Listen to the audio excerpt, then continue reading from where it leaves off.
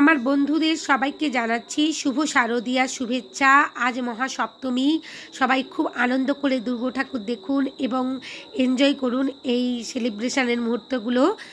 সবাই খুব ভালো আছেন আশা রাখছি। আজ আমি একটা হাফ পাউন্ড কেকের সম্পূর্ণ ডেকোরেশনের ভিডিও নিয়ে এসেছি। আমার কাছে 3টে অর্ডার ছিল এগলেস কেকের। আজকে আমি 5 ইঞ্চির মোল্ডে যে কেকটা বানিয়েছি তারই ডেকোরেশনটা এখানে দেখাবো। আর অন্য একটা ভিডিওর মধ্যে আমি এগলেস কেক কীভাবে বানিয়েছি কনডেন্স মিল্ক আর বাটার দিয়ে, সেটা সম্পূর্ণ রেসিপি আমি নিয়ে আসবো, আপলোড করে দেব খুব শীঘ্রই। আর এই পুজোতে ছুটির মরশুমে তোমরা বানাতে পারবে অবশ্যই। দেখো এখানে আমি খুব সুন্দরভাবে লেয়ার কাট করে নিচ্ছি, তোমরাও এভাবে লেয়ার কাট করে নেবে। আর এটা অসাধারণ খেতে হয় আর খুব স্পঞ্জি নরম হয়।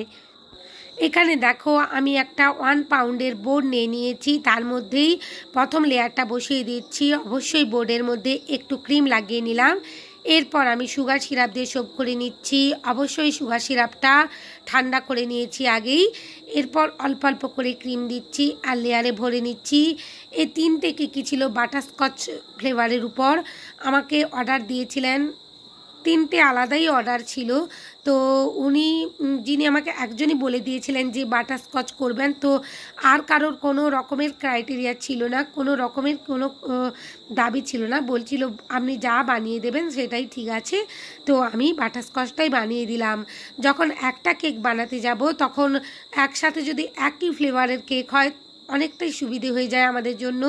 তাই কাস্টমারের কোনো রকমের যদি দাবি না থাকে আর তোমাদের কাছে যদি এরকম ধরনের একসাথে অনেকগুলো অর্ডার আসে, তোমরা একই ফ্লেভারেরই বানিয়ে দিতে পারো, কোনো অসুবিধে নেই। আর এই বাটারস্কচ কেকগুলো অসাধারণ খেতে হয়। দেখো এখানে ধীরে ধীরে আমি লেয়ারের মধ্যে কিভাবে ক্রিম দিচ্ছি আর কিভাবে বাটারস্কচ সস দিচ্ছি। এই বাটারস্কচ সসটা আমি বাড়িতেই বানিয়েছি, এই ভিডিওর লিঙ্কটা আমি ডেসক্রিপশন বক্সে দিয়ে দেব, তোমরা সময় করে দেখে নিও। আর বাড়িতে এরকম ধরনের একটা বাটারস্কচ সস অবশ্যই বানিও। আর এখানে যে ক্রাঞ্চটা ইউজ করছি এটা আমি দোকান থেকেই কিনে এনেছিলাম, কারণ বাড়িতে ছিল বানানো কিন্তু সেটা আমি ইউজ করিনি। এখানে দোকানের যেহেতু কিনে এনেছি সেটাই আমি ইউজ করে দিয়েছি। তোমরা দোকানের থেকে বাড়িতেও বানাতে পারো, যেটা খুশি করতে পারো। আমি বাড়িতেও বানাই বাদাম দিয়ে, তারও লিঙ্ক আমি ডিসক্রিপশান বক্সে দিয়ে দেবো কীভাবে বাটারস্কচ ক্রাঞ্চ বাড়িতে বানাতে হয়। দেখো ধীরে ধীরে এখানে আমি একটু বেশি পরিমাণে ক্রিম দিয়ে দিয়েছি আর সেই ক্রিমটা দিয়েই চারিদিক থেকে একেবারে ক্রাম কোটিং করে নেব। অবশ্যই ক্রাম কোটিংটা ভালোভাবে করে নিতে হবে যেন এতটুকু স্পঞ্জ না দেখা যায় আর যেন ক্রাম্পস না একটু থাকে। ক্রাম্পস থাকলে তোমরা যখন আবার ফিনিশিং করতে যাবে ওই ক্রাম্পসগুলোই উঠে আসবে আর ফিনিশিংটা নষ্ট করে দেবে। তাই ভালোভাবে অবশ্যই ক্রাম কোটিং করে ফ্রিজের মধ্যে 15 মিনিট সেট করতে রেখে দেবে। আমার গলার ভয়েসটা একটু চাপা লাগছে হয়তো, কারণ আমার শরীরটাও ভালো নয়। আর আজ আমার ছোট ছেলের জন্মদিন, সপ্তমী। তো আমি কি কেক বানালাম, কিভাবে সেলিব্রেশন করলাম, তো সমস্ত কিছুই ভিডিও আপলোড করে দেব খুব শীঘ্রই। এখনও সেভাবে সেগুলো এডিটিং করে উঠতে পারিনি, তাই আপলোড করতে পারছিলাম না। ধীরে ধীরে আমি খুব সুন্দর কেক বানিয়েছি, সেগুলো তোমাদের সাথে শেয়ার করব। আর দেখো এখানে আমি স্কাই কালার রাখতে চেয়েছিলাম। বাটারস্কচ কেক বলে যে একই রকমের ইয়েলো কালারের করব বা ড্রিপিং করব এরকম কোনো কথা নেই। আমি যে কোনো রকমের ধরনের ডিজাইন তোমরা করতে পারো, আমি সেই অনুযায়ী একটা ডিজাইন করেছি। ওনাদের কেকের টেস্ট আর ডিজাইন খুবই পছন্দ হয়েছিল, রিভিউ খুব সুন্দর এসেছিল। তোমরাও এই ধরনের ডিজাইনগুলো বানাতে পারো। আর এই কেকটা কোন রেসিপিতে বানিয়েছি সম্পূর্ণ রেসিপিটাই আমি দিয়ে দেব। খুব সুন্দরভাবে একটা কনডেন্স মিল্ক আর বাটার দিয়ে তোমরা কেক বানাতে পারবে অনায়াসেই। দেখো এখানে আমি অল্প পরিমাণেই ক্রিম দিয়েছি, কারণ ক্রাম কোটিং করার সময় আমি অনেকটা পরিমাণ ক্রিম দিয়ে দিয়েছিলাম, তাই অল্প করেই ক্রিম দিয়ে এখানে ফিনিশিংটা আমি করব। বেশি ক্রিম দিলে আবার কেকটা খেতে ভালো লাগবে না, তোমরাও কম কম ক্রিম দিয়ে ফিনিশিংটা করে নেবে।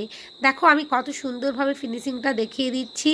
এই ধরনের ছোট কেকগুলো বানানোর সময় সব সময় টার্নিং টেবিলের যে এই বোর্ডটা রেখেছি ওর নিচে অবশ্যই টিস্যু পেপার বা কিচেন রুমাল দিয়ে তারপরেই কাজগুলো করো, নালে বারবার ফিনিশিং করতে যাওয়ার সময় কেকগুলো পিছল খাবে আর তোমার ফিনিশিংটা আসবেই না কিছুতে। দেখো উপরের অংশ থেকে আমি এক্সট্রা ক্রিমগুলো তুলে নিচ্ছি, আর যেই অংশগুলোতে আমার মনে হচ্ছিল একটু করে ক্রিম লাগবে আমি দিয়ে দিলাম, আর প্যালেট নাইফ দিয়ে খুব সুন্দরভাবে ওখানগুলো ফিনিশিংটা করে নিলাম। সাইডের অংশেও আমার যেন ফিনিশিং কোথাও একটু কম মনে হচ্ছে, সাইডগুলোতেও আমি করে নেব। ভিডিওর মধ্যে আমি ফিনিশিংটা একটু ভালোভাবেই রাখার চেষ্টা করি, যে ফিনিশিং করার যে সময়টা আমি দেখাই, কারণ তোমরা যারা নতুন বিগিনার বন্ধুরা আছো, কেক বানাতে চাচ্ছ কিন্তু বানাতে গিয়ে বারবার ফিনিশিং আনতে গিয়ে ভয় পাচ্ছ, তারা অনায়াসেই এই কেকগুলো ফিনিশিং আনতে পারবে আশা রাখছি। দেখো বোর্ডটা আমি অবশ্যই ক্লিন করে নিয়েছি, আর ফ্রিজের মধ্যে আমি রেখে দিয়েছিলাম এখানে 10 মিনিট। তারপর একটা স্পুন দিয়ে খুব সুন্দর ডিজাইন করে নিচ্ছি। একটা স্পুন দিয়ে যে এত সুন্দর কেকের ডিজাইন হয়, না করলে বুঝতেই পারবে না। আর অবশ্যই এখানে কিন্তু আলতো হাতে স্পুনটাকে ধরবে, কখনোই জোরে চাপ দিতে যেও না, তাহলে স্পঞ্জটা উঠে আসবে। কেকের স্পঞ্জ খুবই নরম হয়, যদিও এটা এগলেস তবুও নরম, অনেক স্পঞ্জি ছিল।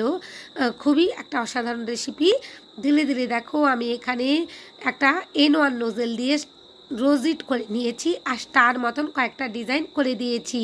এটা যেহেতু একেবারে একটা ছোট্ট কেক, তো আমি বেশি ডিজাইন করতে যাচ্ছিলাম না।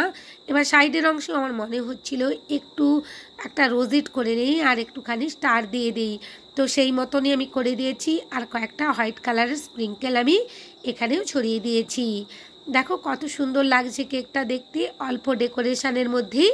আর আমি কালারটা একেবারেই হালকা রাখতে চেয়েছিলাম, কারণ এটা একজন মায়ের জন্মদিনের জন্য ছিল, মায়ের বয়সও হয়ে গিয়েছিল, তাই বেশি কালার আমি এখানে দিচ্ছিলাম না। এখানে হোয়াইট কম্পাউন্ড চকলেট দিয়ে কয়েকটা টপার বানিয়ে রেখেছিলাম, সেগুলো দিয়েই আমি খুব সুন্দরভাবে ডেকোরেশন করে নিয়েছি। কেকটা ভালো লাগছে অবশ্যই। প্যাকেজিংও আমি দেখিয়ে দিচ্ছি, দেখো তোমরা এখানে কিভাবে আমি প্যাকেট করেছি এই কেকটা। দেখো এখানে মাও লিখে দিচ্ছি, ফন্ডেন্ট দিয়ে অবশ্যই লিখেছি এখানে, আর এডিবল যে পেন দিয়ে লিখতে পারো তোমরা, আমি এখানে অবশ্যই তুলি আর যে জেল কালার ওটা দিয়েই মা লিখে দিয়েছি। আর এই যে এখানে বক্সের মধ্যে আমি ভরে নিচ্ছি, তোমরা এখানে ডিসপ্লে বক্সগুলোও দিতে পারো। কেক প্যাকেজিংয়ের একটা ভিডিও আমি কাল বা পরশুর মধ্যে আপলোড করে দেব, তোমরা যারা দেখতে চাও দেখে নেবে। আশা করছি তোমাদের উপকারে আসবে। সবাই খুব ভালো থেকো, দুর্গাপূজা খুব ভালো কাটিও। অনেক ধন্যবাদ।